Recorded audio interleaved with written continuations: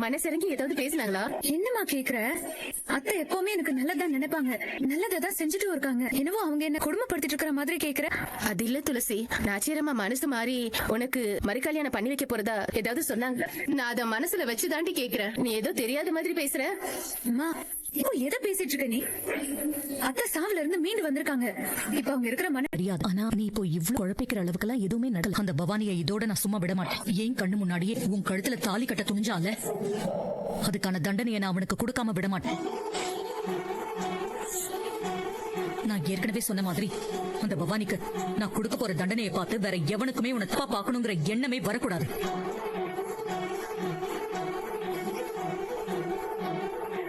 நீ முத்துவோட கொண்டாடி அந்த அடையாளத்தை எவனாலையும் மாத்த முடியாது. நான் மாத்தவும் விட மாட்டேன்.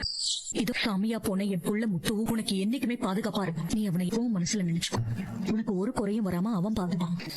இந்த சாப்பிட அத அடுத்த பெண்களை நாம பாத்துக்கணும். அவங்கள விட்டு நீ பிரிஞ்சு வந்துடாத.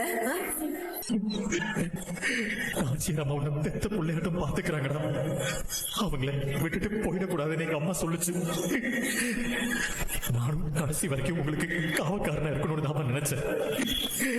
ஆனா இப்படி ஒரு சூழ்நிலை வரும் நான் எதிர்பார்க்கலையே. நடந்த விஷயத்த